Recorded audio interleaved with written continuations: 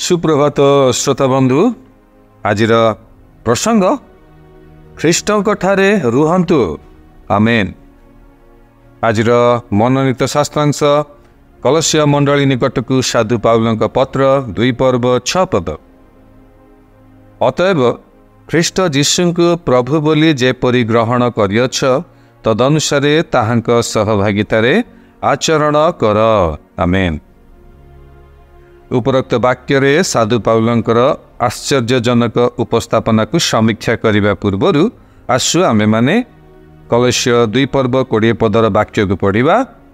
तुमे माने जदि ख्रीष्टଙ୍କ सहित जगतर प्राथमिक शिक्षा प्रति मृत होइछ। साधु पाउलंकर आश्चर्यजनक उपस्थापना को निरीक्षण करंतु। से कहती ख्रीष्ट विश्वासी बा विश्वासिनी साधारण जीवन रे एही जगतरे रुहंती नाही, ताहले सेमाने केउठारे रुहंती? सेमाने ख्रीष्टଙ୍କ ठारे रुहंती। Amen hallelujah. जे नूतन जन्म प्राप्त हुए ख्रीष्ट ताहार गृह एवं नूतन परिवेश हो जाती। आमेन। 2 कोरिन्थियो 5 पर्व 17 पदरे साधु पाउल लेखन्ति, एणु जदि केही ख्रीष्टଙ୍କ ठारे अछि तेबे से नूतन सृष्टि होइछि, पुरातन विषय सबु लोप पाइछि, देख नूतन विषय सबु होइछि। आमेन। Praise the Lord.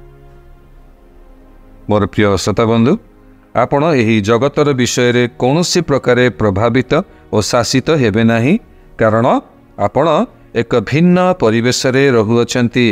सेही परिवेश रे सब किछि सिद्ध, सेठारे कौनसी विफलता, दुर्बलता, पतन, असुस्थता, दारिद्रता बा कौनसी अंधकार विषय नहीं। आमेन। केवल प्रभुंकर महिमा और धार्मिकता रही अछि। हालेलुया। अतएव ख्रीष्ट जीशुଙ୍କୁ प्रभु बोली जेपरि ग्रहण करियछ तदनुसारे ताहांक सहभागितारे आचरण कर। आमेन। वर्तमान आपण बुझी पारिबे जे आमे माने मूल पदरे कौन पढ़िथिलु?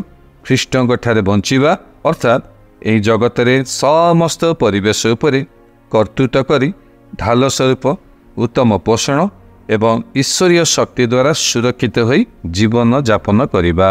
आमेन। ईश्वर आपन को आज वाक्य द्वारा विशेष भाव आशीर्वाद करंतु। आसंतु स्वीकारोक्तिर समय मध्य को जीवा, स्वीकारोक्ति करिबा। मो पछे पछे आपण एही स्वीकारोक्ति करंतु। ख्रीष्ट मोहर गृह, मोहर जीवन और मोहर सब किछि अटंते। ताहांक ठारे मु बंची अछि और ताहांक ठारे मु अवस्थापित होइछि। ताहांक महिमा मु देखे, प्राप्त हुए और अनुभव करे।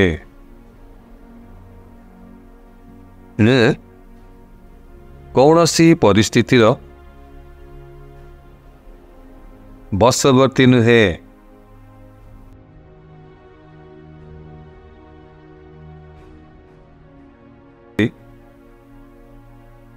ख्रीष्टଙ୍କ महिमा और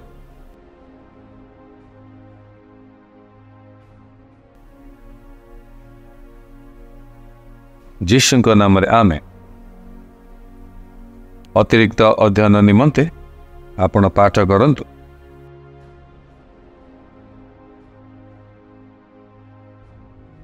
छ पद पुणी फिलिपिया मंडली निकटकू साधु पाउलଙ୍କ पत्र 3 पर्व 20 एवं 21 पद।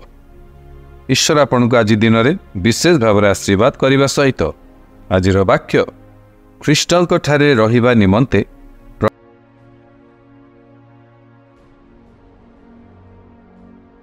करंतु। आमेन।